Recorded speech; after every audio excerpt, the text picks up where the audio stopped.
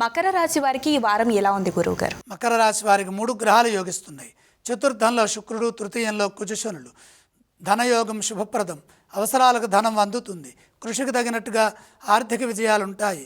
గృహ భూ వాహనాది యోగాలు గోచరిస్తున్నాయి. గృహంలో శుభాలు జరుగుతాయి.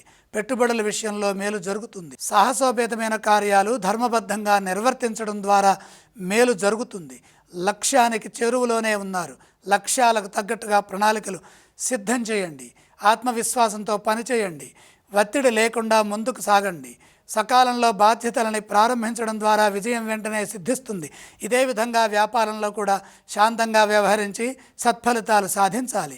ప్రధాన కార్యక్రమాల్లో ప్రస్తుత సమాజానికి తగ్గట్టుగా నిర్ణయాలు తీసుకుంటూ మంచి ఫలితాలను సాధించాలి. విజ్ఞానపరమైన అభివృద్ధిని పెంచుకుంటూ ముందుకు సాగండి. సమయస్ఫూర్తిని ప్రదర్శించడం చాలా అవసరం. ఎంత సాధన చేస్తే అంత ఫలితం వస్తుంది. కాబట్టి అధికంగా సాధన చేయండి. నమ్మకంగా పనిచేయండి. కష్టానికి తగిన ప్రతిఫలం లభించే విధంగా కృషి చేయండి. ఆనందించే వార్తలు వింటారు. ఈ రాశి వారు ఏ స్తోత్రం పఠిస్తే బాగుంటుందంటారు? మకర రాశి వారు శివారాధన చేయడం మంచిది. ఈ రాశి వారు ఏ ఆలయాన్ని సందర్శించాలి? సూర్యుణ్ణి దర్శించాలి. ఏవేవి దానం చేస్తే బాగుంటుంది గురువుగారు? గోధుమలు దానంగా సమర్పించాలి.